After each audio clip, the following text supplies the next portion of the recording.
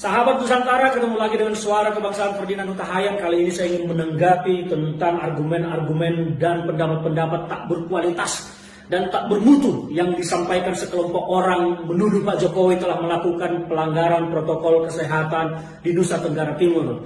Kemarin Pak Jokowi berkunjung ke Nusa Tenggara Timur, meresmikan bendungan di sana untuk suburnya pertanian di Nusa Tenggara Timur dan menjadi lumbung pangan. Sebuah prestasi kerja yang harus kita apresiasi. Dikala Pak Jokowi terus membangun Indonesia, sayangnya ada sekelompok masyarakat yang mencari-cari kesalahan beliau.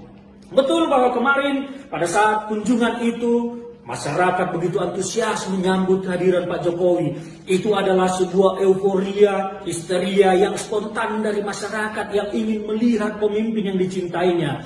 Faktanya Pak Jokowi tidak pernah mengundang dan tidak pernah menyuruh mereka untuk menyambut Pak Jokowi di pinggir jalan seperti itu. Terlihat bahwa Pak Jokowi bertegur sapa dengan masyarakat. Disitulah terjadi kerumunan yang mengerumuni Pak Jokowi. Apakah Pak Jokowi salah? Tidak. Tidak mungkin Pak Jokowi berdiam diri menutup rapat jendela mobilnya dan berlalu tanpa bertegur sapa dengan masyarakatnya. Tidak mungkin beliau berdiam diri di dalam mobil cuek kepada warganya hanya karena protokol kesehatan. Dan fakta-fakta yang harus kita lihat bahwa NTT masuk zona hijau sehingga terlihat masyarakat begitu aman dan nyaman beraktivitas seperti biasa. Berbeda dengan apa yang dilakukan Rizik Syihab ketika menikahkan putrinya. Dia menyediakan fasilitas tenda segala macam untuk tamu. Artinya apa? Dia membuat dan menciptakan kerumunan secara sadar. Fakta berikutnya juga, Habib Rizik tidak pernah diproses hukum, dipidana pelanggaran protokol kesehatan ketika puluhan ribu pengunjungnya menyambut dia datang dari bandara. Ini hal yang sama. Habib Rizik dari bandara, Jokowi datang ke NTT. Tidak pernah melanggar protokol kesehatan. Kasihan kalian mencari-cari kesalahan Pak Jokowi.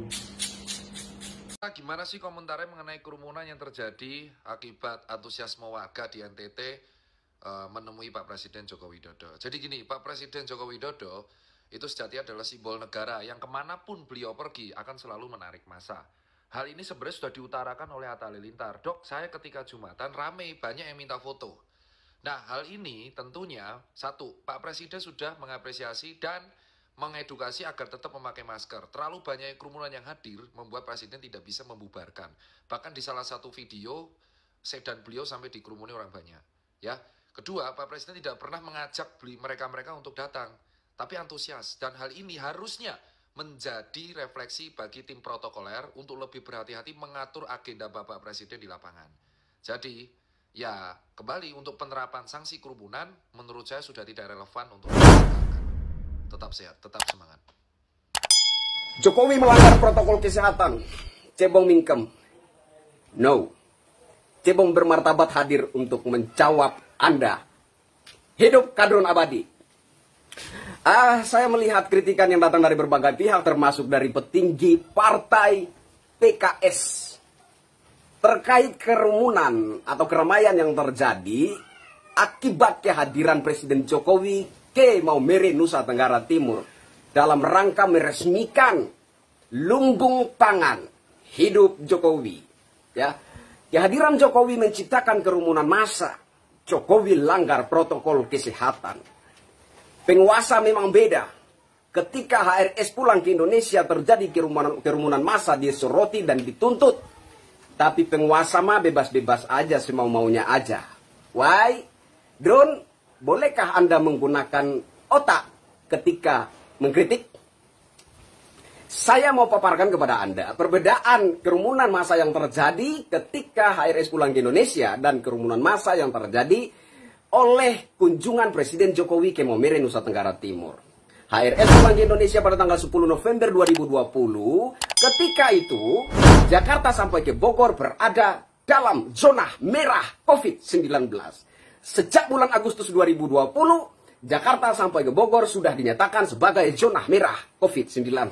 Nah, bedanya apa dengan yang terjadi, kerumunan massa yang terjadi di Maumere, Nusa Tenggara Timur ketika Jokowi hadir di sana? Bedanya, mayoritas kabupaten di Provinsi Nusa Tenggara Timur berada di zona hijau. Ingat sekali lagi, zona hijau. Bukan merah, bukan kuning, tapi hijau. Termasuk Maumere, Nusa Tenggara Timur berada di zona hijau. Jadi apakah Jokowi melanggar protokol kesehatan? Jawabannya tidak. Karena Jokowi paham dia turun ke daerah yang berada di zona hijau. Drone, otak difungsikan. Salam NKRI, salam cebong bermartabat. Salam waras dari saya.